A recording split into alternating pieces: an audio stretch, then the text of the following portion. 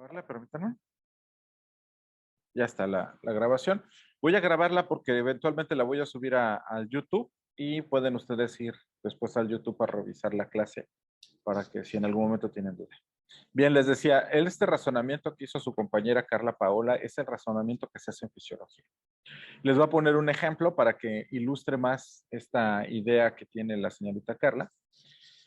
Generalmente en fisiología, como en otras áreas de la biología, forma es función, es decir, si uno observa la forma, uno puede más o menos saber cómo es la función de la forma que uno está viendo. Generalmente los mamíferos nacemos sin dientes, esa es la idea.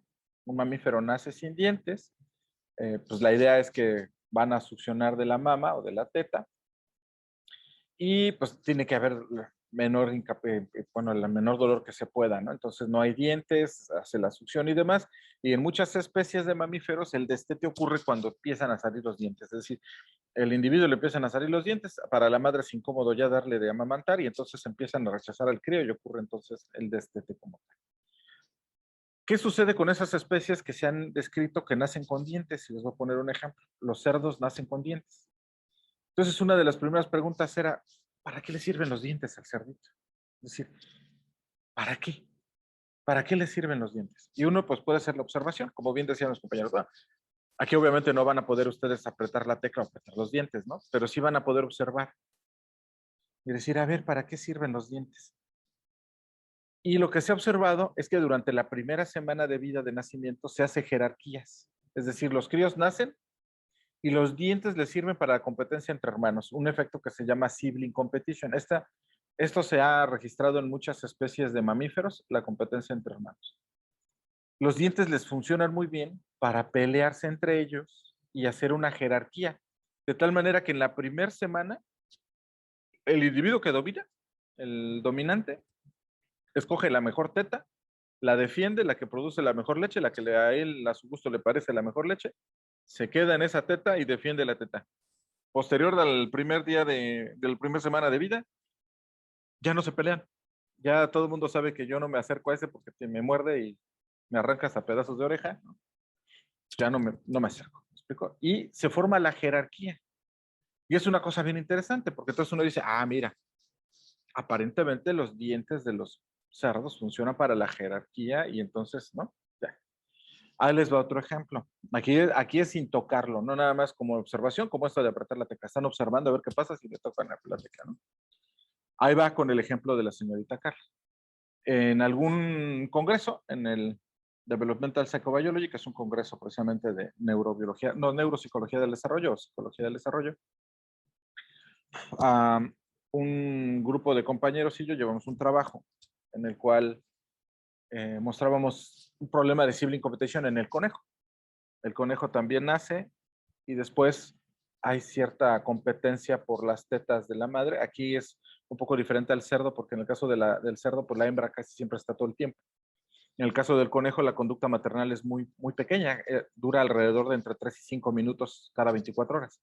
Si la coneja llega, abre la madriguera, se mete y solo va a estar entre 3 y 5 minutos, pero además no va a hacer nada por los críos, simplemente va a estar encima del nido, ¿no? Para que los críos lleguen, se peguen a las tetas, consuman lo más que puedan de leche en esos 3 5 minutos que están ahí. La coneja se va a salir, va a cerrar el nido y no regresa hasta 24 horas después. Es toda la conducta maternal que tiene la hembra. Esto hace que haya una competencia tremenda entre los críos, ¿me explicó? Pues porque tienen muy poco tiempo para alcanzar la teta. Pero nosotros nunca vimos, ¿no?, que se pelearan entre los hermanos. Si nunca se observaba eso en el laboratorio, obviamente no íbamos a campo y estábamos viendo en las madrigueras. En el laboratorio, ¿no?, con cajas nido transparentes, etcétera, etcétera, uno trataba de observar eso. Y decíamos, bueno, pero ¿por qué no hay pleitos? Pero sí hay una cuestión de que el más grande se adueña de la teta y los más pequeños están ahí peleando y no sabíamos cómo estaba ocurriendo en realidad. Eventualmente, pues digo, entre las cosas que sabíamos es que los críos nacían con dientes, los dientes delanteros y traseros, bueno, delanteros, los incisivos, tanto superiores como inferiores, nacen con ellos. Pero no veíamos agresión, que era lo que nosotros suponíamos que iba a ocurrir, que iba a haber agresión entre los hermanos para tratar de pelear por la teta. Cuando lo llevamos ahí al developmental, le estábamos diciendo que había ahí algún tipo de competencia que no podíamos observar, pero que se jerarquizaba y que no veíamos agresión, pero los críos nacían con dientes, lo cual debería de indicarnos agresividad entre los hermanos, pero esto no ocurrió. Y en algún momento se nos ocurrió decir, vamos a quitarles los dientes a los críos, ¿no? Y en ese momento casi casi nos crucificaron, nos iban a correr desde velo mental, nos iban a sacar hasta del país donde estábamos, nos iban a decir, no, no, ustedes son unas bestias, ¿no? Van a quitarle dientes a unos individuos recién nacidos, están locos. Nos regresamos a México y pues como acá no nos dijeron nada, dijimos, vamos a quitarles los dientes, ¿no? Anestesiamos animales, tampoco es a lo bruto, ¿no? Anestesiamos a los animales, retiramos los dientes, dejamos que los críos sanaran de la herida y observamos entonces la conducta. Y para nuestra sorpresa es que se descubrió un tipo de competencia que no se conocía, que es competencia por acaparamiento. Es decir, el crío que llega más rápido a la teta, se fija a la teta y los dientes le funcionan para fijarse a la teta. Se pescan de la hembra y no sueltan la teta gracias a los dientes. Los hermanos llegan, empujan al crío, que es al hermano pues lo empujan, pero es tan sutil que se pierde, como no sabíamos ese tipo de competencia, nosotros veíamos que pasaban y era como si estuvieran buscando. En realidad están tratando de desplazar al hermano, pero si ese está bien sujeto, no lo desplazan. Aquellos que les quitábamos los dientes no se podían sujetar a la hembra. Y llegaba el hermano, empujaba y lo separaban. Y entonces el hermano con dientes se pescaba de la teta y ya no había forma de quitar. Al siguiente año llevamos el trabajo. Le dijimos, ya sabemos para qué funcionan los dientes. ¿Me explico? Es decir, quitamos los dientes y ahora sabemos que un individuo sin dientes no puede amamantarse. Es decir, el hermano lo retira. O sea, si no hay hermanos, se pega la teta y come. Pero si hay hermanos, un individuo que no tiene dientes no se puede fijar a la teta y es fácilmente desplazado por los otros hermanos. Ese es el pensamiento de fisiología y es un pensamiento de hace muchos años, cientos de años. De hecho, de los primeros trabajos que se realizaron con este mismo pensamiento fue el de, ahorita a ver si me acuerdo el nombre de este que incluso es muy recordado, Galeno. Es muy recordado porque en la ciencia médica, precisamente a muchos médicos se les llama galenos, porque Galeno hizo muchos de los avances médicos, muy antiguos. Lo que él veía en la anatomía, pero además, fíjense, estoy hablando de una época donde no había anestésicos. Los anestésicos son muy recientes. Es decir, estos cuates pues, conocían la anatomía de los animales, pero solamente sacrificaban al animal y luego lo revisaban, ¿no? Y veían cómo era la anatomía. Pero aquí la cuestión es, pues, es un animal muerto, ya vimos que de los riñones a la vejiga hay unos conductos y la mayoría decía, bueno, pero es que la vejiga es la que se encarga de producir la orina, porque pues es aquí donde se veía la orina, ¿no? Pero los riñones están conectados. ¿Para qué funcionan los riñones en la producción de la orina si yo veo que es la vejiga la que está exudando la orina de 100? Y lo que hizo Galeno, fíjense, por eso es un mérito muy tremendo, porque operó incluso monos, los abría, llegaba a los uréteres, que son la conexión de los riñones a la vejiga, y los cortaba. Y después suturaba al animal y pues, supongo que muchos morían, pero los que sobrevivían a esa cirugía que era sin anestesia y sin nada, lo que él notaba es que no producían orina. ¿Me explicó? Y entonces lo que él dio como resultado es, a ver, si yo corto los conductos no hay orina, por lo tanto la orina se produce en los riñones y no en la vejiga como estábamos pensando. ¿Me explicó? Lo mismo hizo con las cuerdas bucales. Lo que hizo fue, ¿para qué sirven las cuerdas bucales? ¿Para qué están ahí? Si yo estoy observando en los cerdos y demás que allí hay, cortaba y veía que los animales dejaban de producir sonido. Y entonces decía, mira, bien interesante. Entonces, si yo corto dejan de producir sonido, para eso sirven. ¿Ya vieron el pensamiento que les estoy diciendo? Es lo que dice su compañera Carla. ¿Me explicó? O sea, no era ir a apretarle, ¿no? Lo mismo ha ocurrido con el cerebro. O sea, en la cuestión del cerebro, mucho del conocimiento que tenemos es por personas que se han accidentado. De hecho, el área de Broca, conocemos el área de Broca y que funciona para el lenguaje. Fíjense bien, aquí antes de no distraernos mucho de la clase, el lenguaje tiene dos componentes. Uno es lo que yo hablo, eso significa que mi cerebro me ayuda a articular una idea en mi cabeza y luego, más bien a generar una idea en la cabeza y luego articularla a través de los músculos y mis cuerdas vocales y todo el aparato bucal y expresar la idea. Esa es una fase. La otra fase es la que ustedes tienen. Ustedes escuchan las ideas y su cerebro interpreta los sonidos que yo estoy haciendo, esos sonidos que están acumulándose en el oído y se están traduciendo en el aparato, en la cóclea y demás, y llegan al cerebro y ustedes lo interpretan como palabras, frases, ideas. ¿Me explico? Así es como está ocurriendo en estos momentos. Yo estoy hablando, ustedes me están escuchando, están imaginándose las cosas, están tratando de comprender lo que yo estoy diciendo. Ahora, yo les hago una pregunta, ustedes entienden la pregunta y lo que hicieron ahorita. Me contestan esa pregunta. Eso es una cuestión compleja del cerebro, pero ¿cómo sabemos cómo funciona? ¿Cómo se articula? Bueno, pues aquí vienen estas cuestiones. Precisamente Paul Broca, que era un médico de esta época de los 1860 por ahí, estuvo muy interesado en el caso de un individuo que se cayó de un caballo y se golpeó la parte de la cabeza en esta zona. Y lo que notó es que él solo podía decir tan. O sea, después del accidente, a él le preguntaban cosas y no podía contestar, solo decía tan, tan, tan. No podía articular otra cosa. Cuando él muere, ¿no? En la autopsia, Paul Broca se da cuenta que un área de esta parte del cerebro se le murió. Y esa área, él le puso el área de Broca. Se la había descubierto. Y hoy en día sabemos que es así. Esa área de Broca es el área que se encarga de articular el lenguaje, no de entenderlo. Ese es el área de Wernicke. El hecho de que ustedes puedan entenderme a mí es el área de Wernicke, pero el hecho de que ustedes puedan articular la respuesta es el área de Broca. Y sabemos que esa área existe porque una persona se golpeó esa área y dejó de hablar. ¿Me explico? Así es como se van entendiendo estos procesos. Claro, hoy en día ya se hace de manera más compleja en los laboratorios, donde se cortan pedazos selectivos de cerebro en modelos animales y se observa qué es lo que sucede. Con eso sabemos, por ejemplo, que la memoria no tiene un sustrato, no hay un área donde la memoria funciona, ¿no? Como el área de Broca. Y ustedes dicen, este es el área de Broca, si te lastimas ahí vas a dejar de hablar. Pero si te golpeas otra zona y dices, aquí está la memoria, no, eso no existe. De hecho, en ratas se ha hecho estudios donde se colocan a los animales en unos laberintos y al final del laberinto se le pone comida. A los animales se motivan, así se dice en biología, en fisiología y en biología.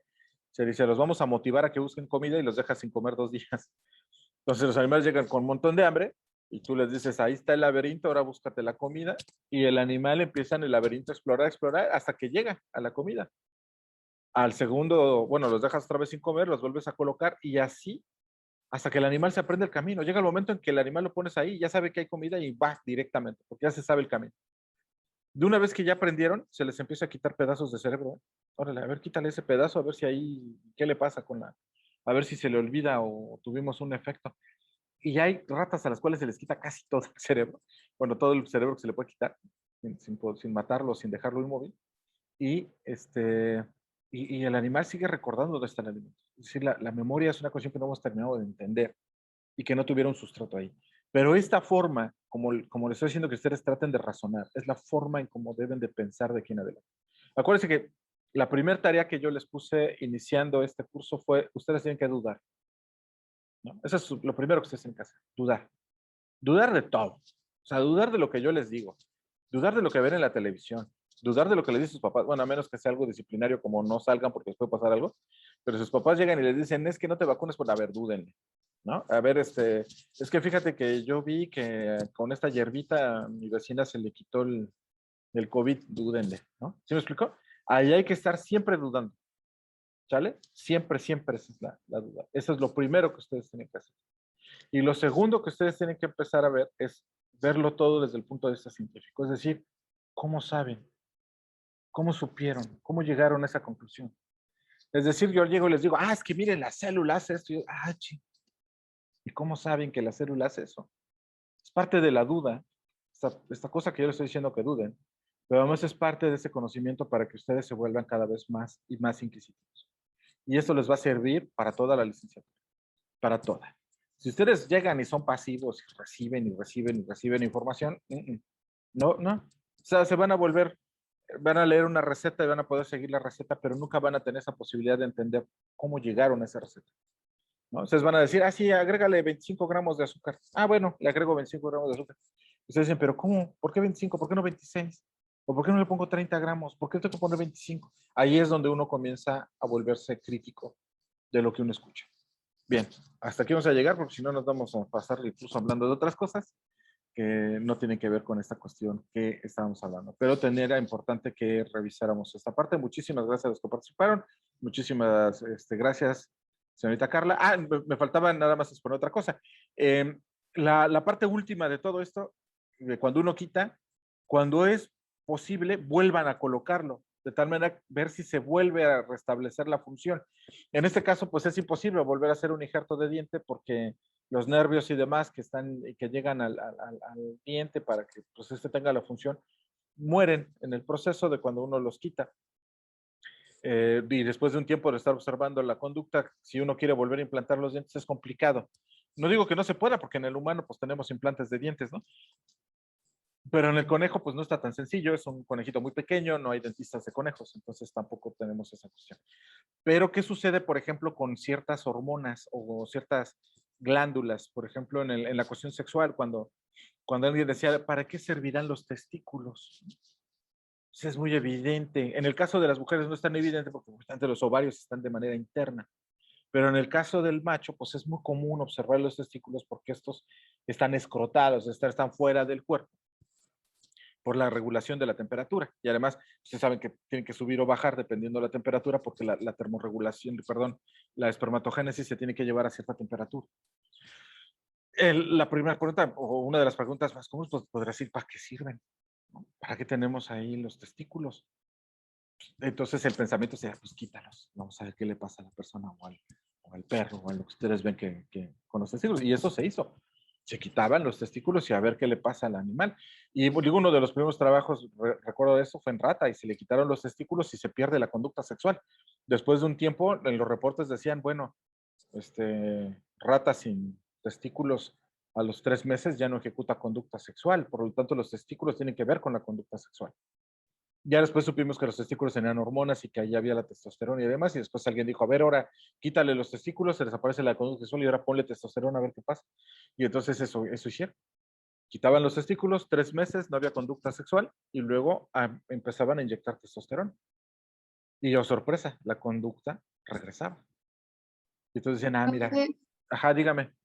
De hecho, creo que hay un video, yo lo vi, sobre los testículos que anteriormente se lo quitaban a los que estaban apenas en su etapa de adolescencia Ujú, y querían ser cantantes. ujú, Entonces, supuestamente producir los testículos como producen hormonas hace que vayas creciendo en tu madurez, pues vayas ujú, evolucionando, vayas creciendo. ujú. Entonces, al momento de crecer, pues obviamente que tu voz cambia. Entonces lo que ellos hacían era cortarle los testículos a los jóvenes, a los adolescentes, para que no siguieran creciendo y su voz no cambiara y se quedara en una voz angelical. Ujú. Y supuestamente que también les ayudaba a seguir creciendo. Sí, son los famosos castrates que se quedan sin. Búsquenlo en internet, y no crean que tiene mucho. El último castrate se murió como a mediados de del siglo pasado, como en 1950, 1960, había castrados todavía. Sí. Y eso es otra evidencia, ¿no? O sea, de cómo pues quita los testículos y la voz no cambia. Es decir, el cambio de voz tiene que ver con las hormonas que están en los testículos. Digo, todo eso ahora ya lo sabemos, pero ustedes lo ven en los libros y lo entienden perfectamente bien. Porque si yo les digo, ¿qué va a pasar en la pubertad? Ustedes dicen, no, pues te va a cambiar el ancho de los hombros, te va a salir pelo, en el caso de los hombros, ¿no? Y te va a cambiar la voz, etcétera, etcétera, ¿no? Y el caso de las mujeres, no, pues van a crecer el busto, se va a almacenar grasa en las caderas, pues todo lo que pasa, los cambios. Y ya ustedes lo dan por sentado, ¿no? Y cuando uno les pregunta, ¿y por qué ocurre eso? Pues bueno, cambia, pero pues sé que tiene que ver algo las hormonas. Pues sí, ahí es donde viene ese pensamiento y ahí es donde uno tiene que entender cómo se llegó al conocimiento. Porque no es un conocimiento así nada más. O sea, va, o sea, la ciencia lo que tiene es que se autorregula.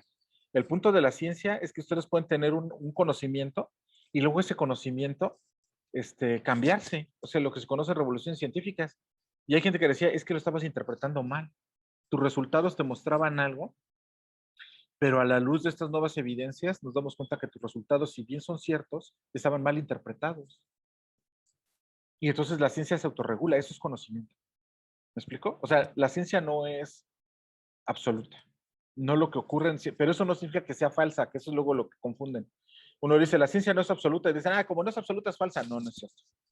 La ciencia es verdadera porque se puede comprobar. Y cada vez que alguien haga el registro, se va a volver a obtener el mismo resultado. Lo que puede ser que es no absoluto es que la interpretación que le estamos dando no sea la correcta. Y que en algún momento alguien diga, no, tú lo estabas viendo mal. Ahora fíjate bien, lo que está sucediendo es esto. Y hay un montón de ejemplos, ¿eh? De esto, incluso, por ejemplo, en el estudio de la homosexualidad y demás, antes se decía que era una cuestión psicológica. Y hay mucha gente que dice que la conducta sexual homosexual se aprende. Y puede ser que tengan razón, a lo mejor algunos sí lo aprenden, pero la evidencia fisiológica, biológica, real, es que hay centros que son femeninos y centros que son masculinos en el cerebro, y aquellos homosexuales no tienen masculinizados esos centros y su conducta se vuelve femenina. Ahí está.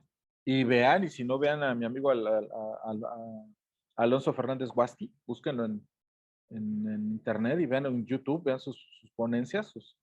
Alonso Fernández Guasti de Neurobiología de la UNAM es uno de los que más ha estudiado el homosexualismo y les puede decir claramente cómo un homosexual se nace y no se hace. Pero dentro del constructo de la gente, muchos piensan que es una conducta. Es más, algunos piensan que es así como una maldición o como que Dios te castigó, un espíritu ahí. No, no, no, no. Váyanse a lo científico, sin meterme en el conocimiento de cada quien, ¿me explico? O en la fe de cada quien. Una cosa es la fe y eso tenganlo muy separado de la parte de ciencia. La ciencia es evidencia. ¿Me explico? No es fe, es evidencia. Bien, si no hay más, entonces vamos a continuar ya con la clase como tal, para no tardarnos con eso que estamos platicando. Ya si quieren en algún momento podemos recuperar algunas cosas. La cuestión es avanzarle con respecto a precisamente el